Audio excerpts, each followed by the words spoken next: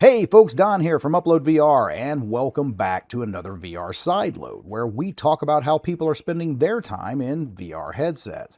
Now, before we dive in, I want to take a moment to give a huge thank you to the amazing folks who help us make this coverage possible. Our UploadVR patrons play a direct role in expanding what we're able to do here on the site, and we truly couldn't do it without their support. So from all of us here at UploadVR, a huge thank you going out today to XR Developer News, Podum from Smash Drums, HoloNet, Justin Corcoran from Phosphor Studios, Richard Meller, Parmesan, Cubits, Steve Lucas, David Wyatt, DePanch, and Soul Presence. Seriously, your support helps keep us going. Now, in case this is your first time checking out one of our live shows here on YouTube, well, you can also tune into VR Download on Thursdays with David Heaney and Ian Hamilton as they discuss the latest tech news and trends, and then I'll be back each Friday now with a new VR Sideload where we'll recap the top stories from across the week on UploadVR.com, and sometimes I'll also be joined by various guests as we explore virtual reality together and with all of you out there watching. So, to kick things off this week, our first story takes us to the New York City Comic Con, where Ian Hamilton recently met up with a cosplayer who is showing a custom Stormtrooper outfit built around the MetaQuest 3 headset. Now, after reading Ian's article, I gotta tell you, this thing looked so cool. It had a fully enclosed helmet that was rigged up with a Bluetooth speaker for voice changes, and it is using the Quest 3 inside, powering the visuals. So Ian covered that full build over on UploadVR.com, and there is a link in the description of this video. So I do highly encourage you after the show today, go check that out, read his thoughts on the site. But until you do, here's a quick video of their meetup.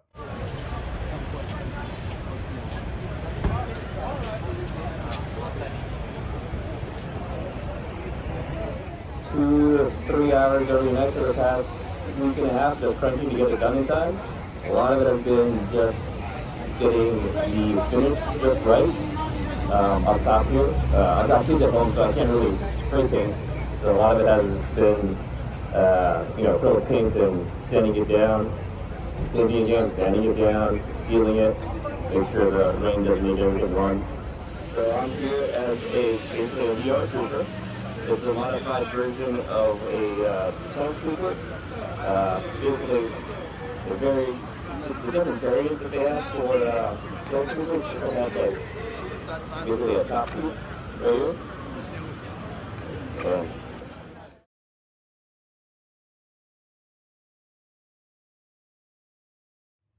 Now, I've got to say, it's not every day you see VR hardware being used as part of a costume. And not only that, but also as the eyes inside of it. So yeah, Stormtrooper meets XR, and honestly, I hope this becomes a more regular thing, or at your local 501st Legion meetup if you have one.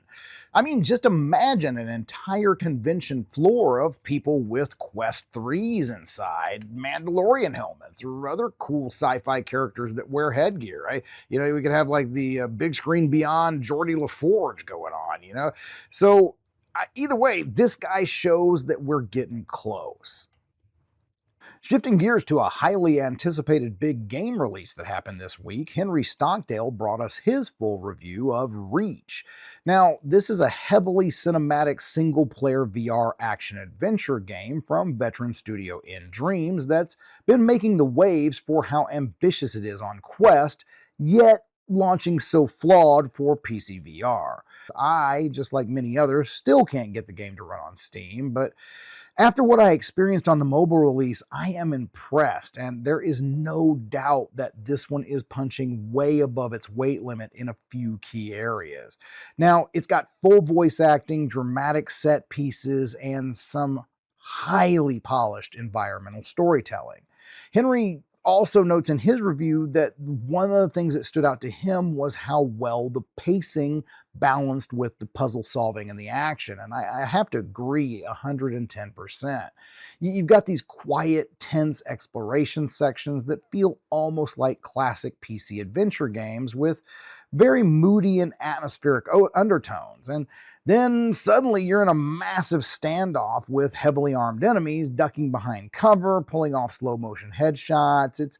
It's all very stylized but grounded. And honestly, I personally think Reach deserves more positive attention based on these elements alone rather than the negative feedback it's getting due to the botched PC VR release, which is being worked on. And we shouldn't give InDreams a pass on this, but it is one of those things where I can see once it is fleshed out on PC VR, this game is going to be up there with some of the greats. So Henry does go on to mention that the visuals seem stylized in a way that feels deliberate rather than constrained, and with a sort of painted realism and lighting that does a lot of the heavy lifting to sell the game's tension. And he also says the audio is solid too, both in terms of the score and spatial cues. And I gotta say, the audio was fantastic.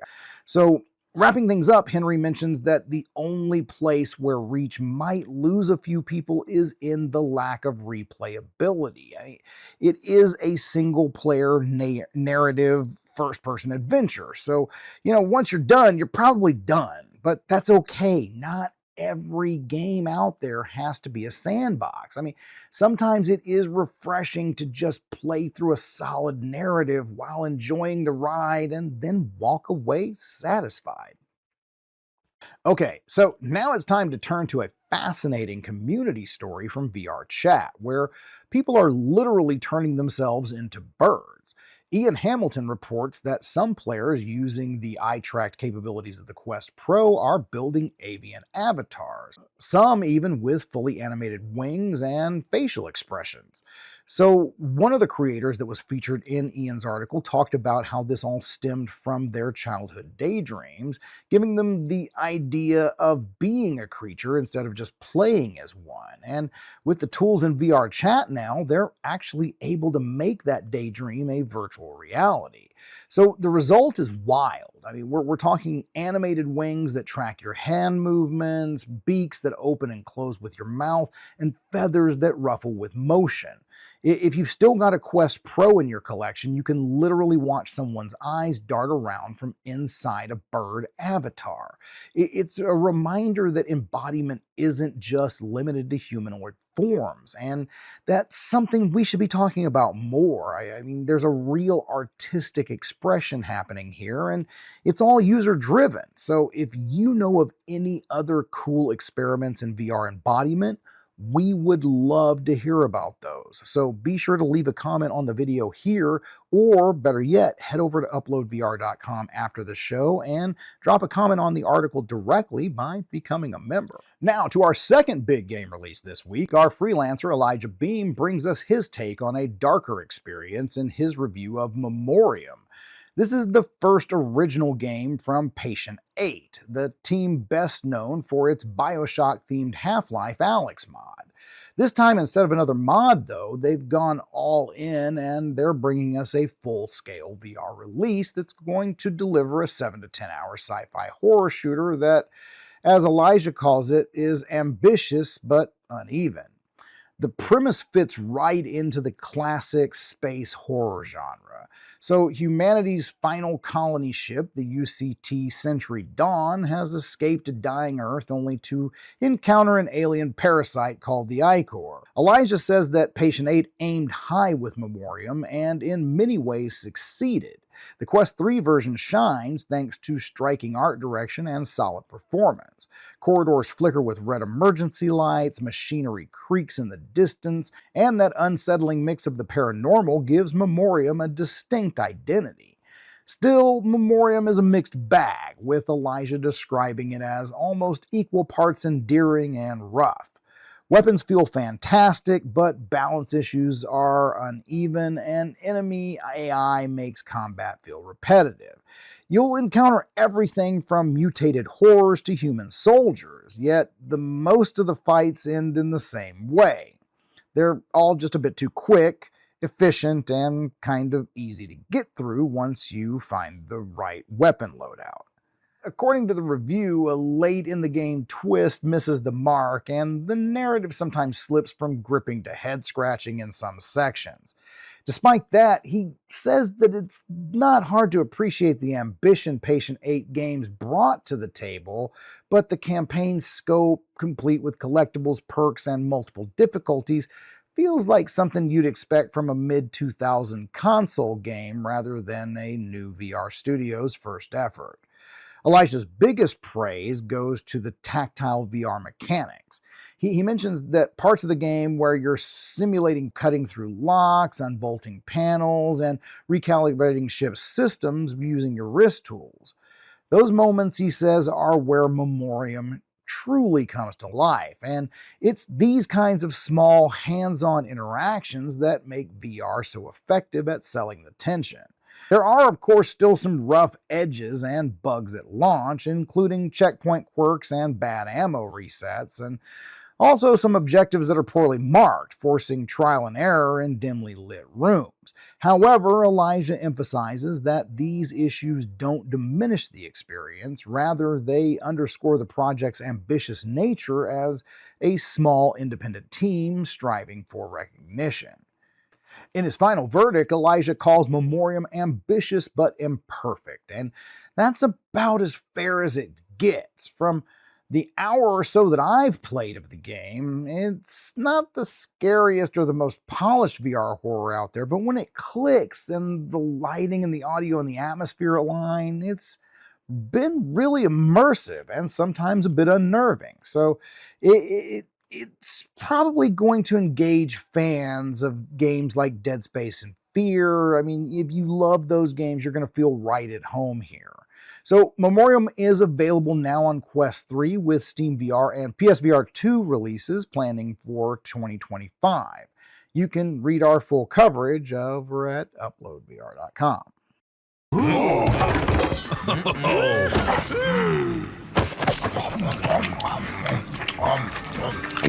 Oh. Nope. All units, a gang war has broken out on the Lower East Side. We need you there now. Over and out. Uh-oh. Go. Go.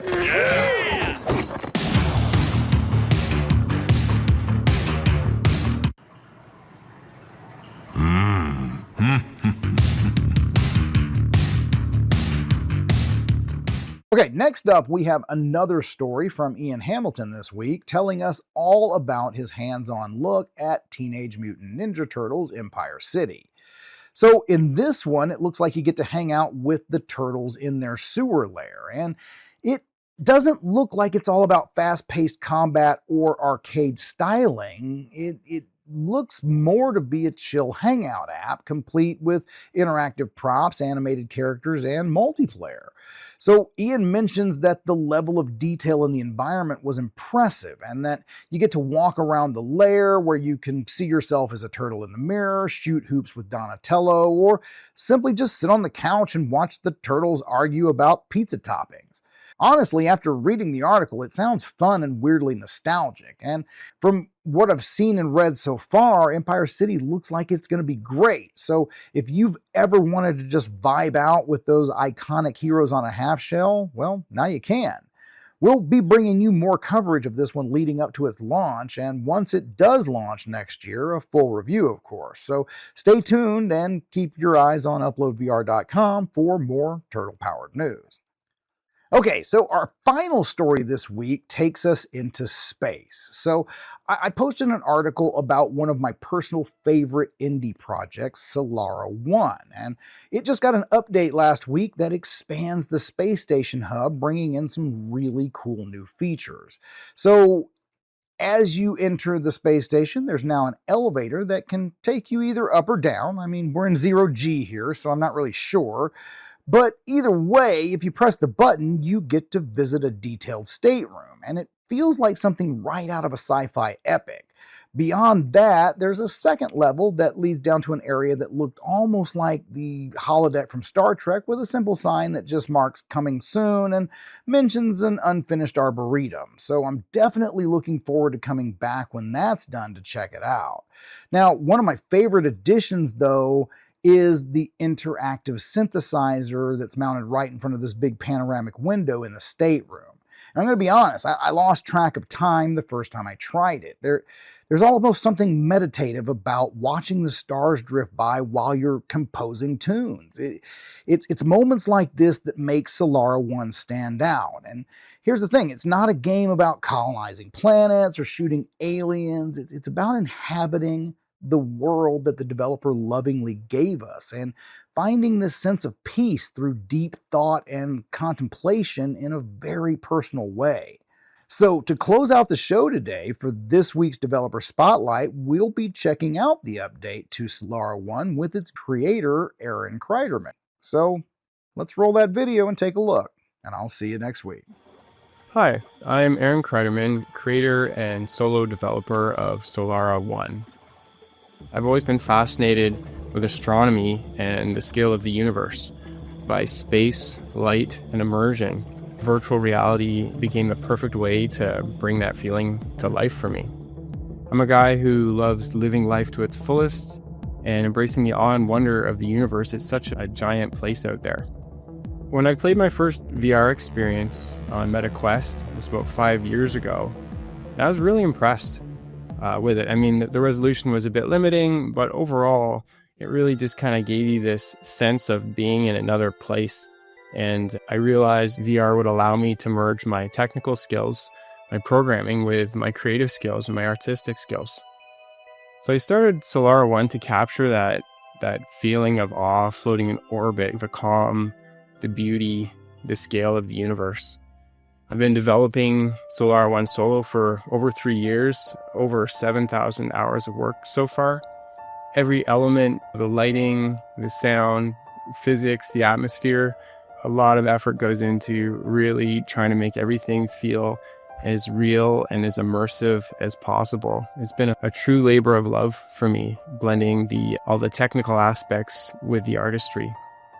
On the personal side about myself, I like to push the limits in life. I do Ironman triathlons.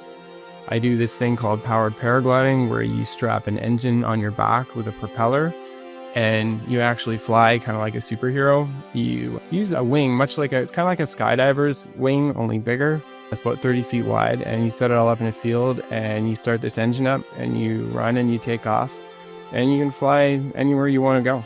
I think the view from paragliding kind of helped to inspire me a bit to create the spacewalks in Solara One, that feeling of freedom that comes with being able to fly anywhere you want to go, being in control of that flight. Really cool stuff.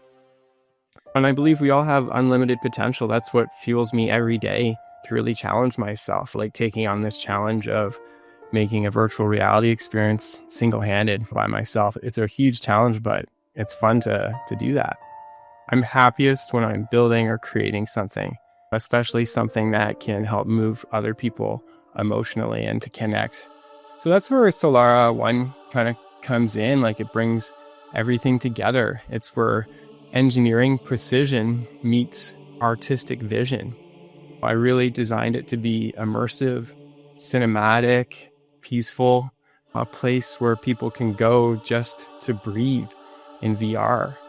It's built to make players feel this awe. It's not just a game to play, it's an experience.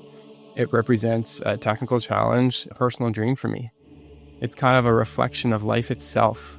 Curiosity, beauty, and exploration. And it's not just about exploring the universe, it's also about exploring ourselves. Welcome aboard Solara One. We are in a stable orbit 650 kilometers above the surface of planet Earth. Our current velocity is 27,576 kilometers per hour. Below you can see Central America, and in the next few minutes, we will be approaching the Gulf of Mexico and Florida.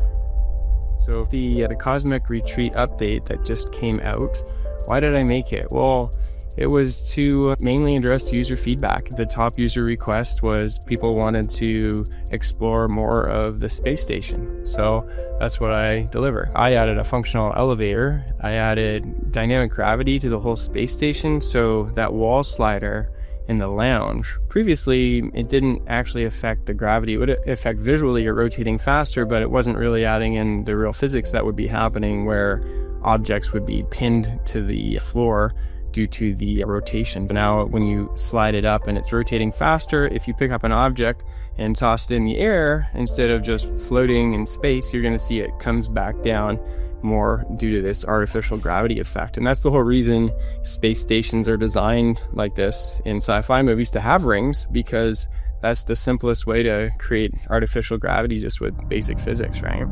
So yeah, and I added that elevator, and it takes you down to your new stateroom.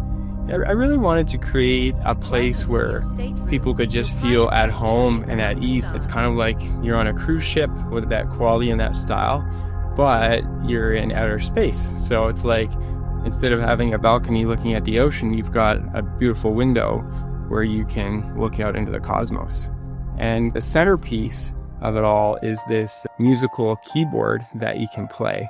A lot of time and effort was put into that, trying to create a really beautiful instrument, some nice reverb, some nice relaxing sounds that kind of complement the overall feeling of relaxation that this experience is trying to bring to people. So that's a Cosmic Retreat update. That's why I made that. But in terms of Solara One overall, like, why did I make Solara One? Well, there's a lot of reasons for that. I mean, part of it was I see a lot of shooting games and zombie games, and they're fun. Don't get me wrong. Everybody needs to shoot a good zombie now and then. But I saw a gap. There's some meditation apps out there too, but not something that was really visually immersive. And it kind of also wanted to combine that immersion and that relaxation, but with outer space. Like, there's been meditation apps before.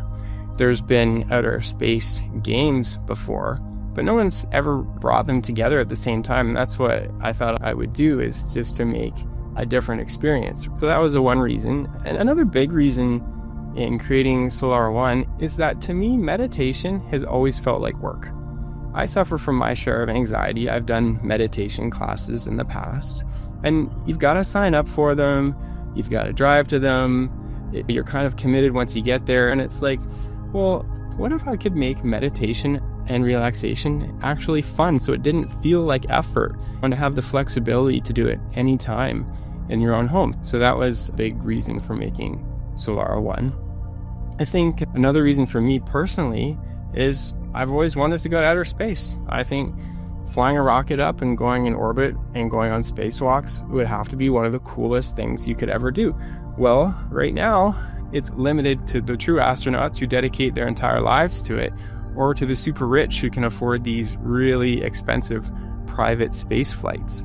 So this was just kind of like the next step for me, is like, hey, let's just start our own virtual reality studio and go for it just by myself. So that was another reason. Just, I love personal challenges, and it was really fun trying to push the limits of what the Quest hardware is actually capable of. Like, let's push it as far as we can and see just how much realism and immersion we can squeeze out of it.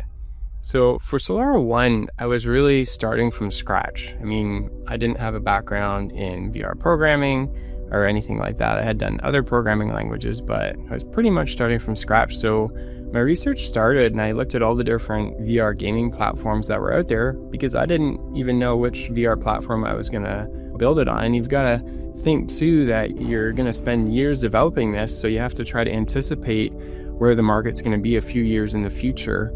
And when I looked at the different systems out there, the Meta Quest really stood out as being the leader. And I thought, I think that one too is a lot easier actually as an independent developer to get published on compared with some of the other platforms. I mean, I didn't even own a gaming PC prior to embarking on this whole development adventure. So I had to go out and buy a gaming PC so that I could actually power the Unity software and things like that. So yeah, so basically I'm self-taught. I taught myself everything that I needed to know to do the VR development. And sometimes people have an exact vision. A lot of companies actually have a very precise vision of exactly what the game is going to be. And in my case, for the Solara One experience, it actually was more of a progression because I was kind of learning as I went along. And I realized too that as a solo developer, one of the biggest design constraints was my own time. So a lot of it would be figuring out what can I implement as a one-man team rather than having this perfect final vision. So a lot of it was a trial and error process where I would start going down one path and then it would be taking way too much of my time. So I'm like, okay, hold on, back up. Let's put the game in a slightly different direction so that we can produce this in a reasonable amount of time. Transport completed. Enjoy your stay. Welcome to the Cirrus Nebula, a vast cloud of hydrogen, helium, and oxygen gas.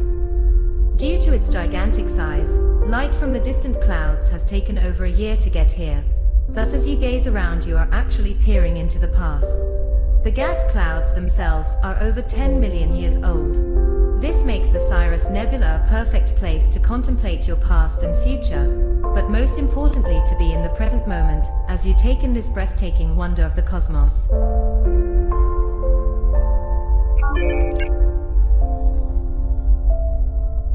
So yeah, just tons of learning. Everything from how to make hands work in VR. I mean, just hands are incredibly complicated to get those working, and there's so many things.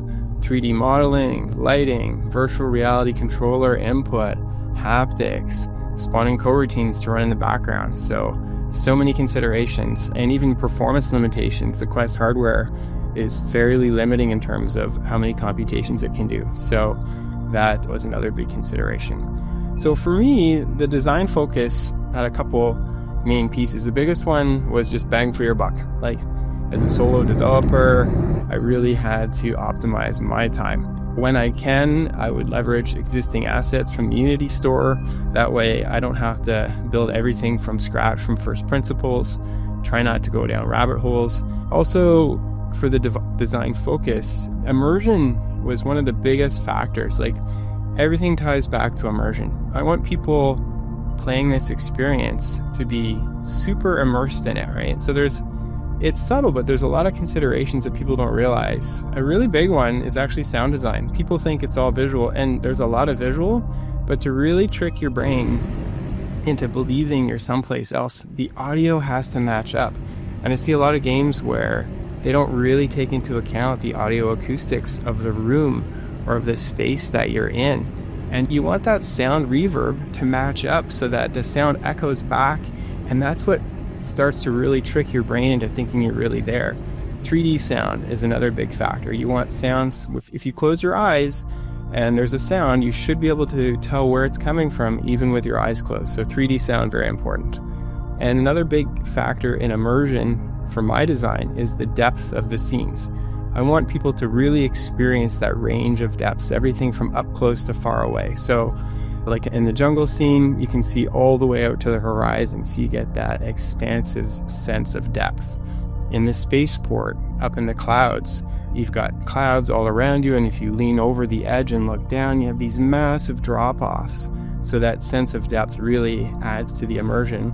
And same thing in outer space, right? You've got the windows in the lounge where you can look out to infinity, way, way far out.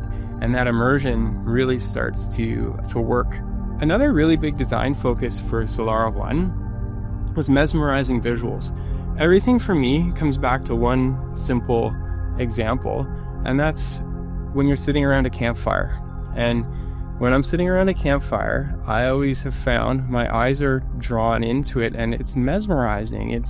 It's moving, it's calm, and it draws you in. And it draws you in almost into a meditative state, but without having to work at it. So what I try to do with every scene in the experience is to create that same kind of mesmerizing, tranquil movement that will draw you in, both from a sound perspective and from a visual perspective. And then lighting. Lighting is another really important design focus, is to try to create the most realistic lighting that I could. So it's a combination of baked lighting and real-time lighting. On the Quest, real-time lighting is computationally very expensive. You're usually limited to just one real-time light. So when you're in the lounge, that one real-time light is the sun casting the shadows. When you're in the stateroom, the shadows don't come in because you're on the other side. And so in the stateroom, we've got a little bit of extra computation power. So when you're standing at the music keyboard, you'll see the music keyboard actually has a green glow. And if you look at your hands, you'll see the real-time lighting around your hands. And in the rest of the game objects everywhere, the lighting is baked in ahead of time. So the lighting is pre-calculated to get those realistic shadows and realistic lighting. Well, big picture challenges for Solara One. The biggest challenge, honestly, is just being a solo developer. I mean, you've got a lot of different hats you have to wear, everything from game design to development to QA testing to marketing and even legal. I mean, things like trademarks, privacy agreements. So yeah, being solo is definitely the biggest challenge. Another challenge is just bugs. I pride myself on having as few bugs or no bugs as possible, and there's hundreds of bugs all the time that I was working through to fix. I go in and I intentionally try to break the game and do stupid things, and things like remote grabbing an object and it would fly through a wall into your hand. One of the funniest bugs was the elevator, because it was in a rotating reference frame, sometimes would spit you at the side of the elevator. So you're riding this relaxed elevator and suddenly you're falling through outer space towards Earth. It's a little bit not the effect I was going for. So yeah, bugs were definitely a big challenge. The new music keyboard took me, I'd say, over 2 weeks of development. Everything from trying to get the keys lighting up, like to start with, basically, when I created this music keyboard, I started with a single key. So I go and I create a single key and I make it interactive so that you can hit it with the mallet and it lights up. But you got to consider the fact you're going to have over 50 of these keys. And because the light brightens up and fades away, you got to think about draw calls. So I had to use like material block properties to override the basic material settings so that way the keyboard is actually only a single draw call instead of 50 to 60 draw calls. So just lighting up the keys, that was a couple days of work just to get the keys lighting up in a way that was good for performance. And also had to think about getting a flexible system where I don't want to use a lot of RAM. So when I'm porting in these sound samples, I created a system where as a minimum, I have to port in a single sound sample per instrument. So say middle C, you port in a single sound, but I also made the system so that I can import more sound samples if I want, and then I use a pitch shifting algorithm to shift it in between to fill in the gaps. So depending on the instrument, I might have more or less of these samples. Also, you can only play so many sounds at a time. If someone's waving their hands like crazy over this keyboard back and forth, hitting hundreds of notes, like that could blow out your CPU and cause dropped frames again, right? So I created an audio manager that has a pool of at most 16 sounds that can be played. So every time you hit a note, it sends that information to the audio manager and says, hey, I'd like to play this note. Here's the note I'd like to play. Here's how loud I'd like you to play it. And then the audio manager looks for a free channel and plays the sound. And then a second signal will get hit when you lift your mallet off the keyboard, and it will send another call to the audio manager saying, hey, time to stop playing this particular instrument. So yeah, really complicated stuff on the back end. And then little nuanced details, like when you step up to the music keyboard, you might not notice, but very slowly the background bass rumble of the space station fades away so that you have a nice quiet place where you can really enjoy the sound of that keyboard. Solara One is an experience, not a game. So this isn't a place you're going to come to try to get a high score or to shoot things. This is a place you're coming to take in a relaxing view and experience the expanse of the cosmos. I also want people to know about the importance of breathing. I recently read an entire book just about breathing, and it's one of the simplest things you can do to lower your blood pressure. And there's so many health benefits to slow, relaxed breathing, activating your parasympathetic nervous system. There's science behind this. It's not some voodoo thing. Slow, relaxed breathing actually can change your state of mind and can have a physiological effect, can lower your pulse, can help lower blood pressure. So I just want to remind people of that. That's important. This is another interesting thing that I want people to know. It's okay to close your eyes in VR. No one I've talked to has ever done this on purpose. Like, close your eyes, listen, breathe, hear the sounds that are around you. Sound design was a central piece in the immersion of Solara One. So I invite people it's okay to close your eyes and just listen and take it all in. It's not just a visual experience.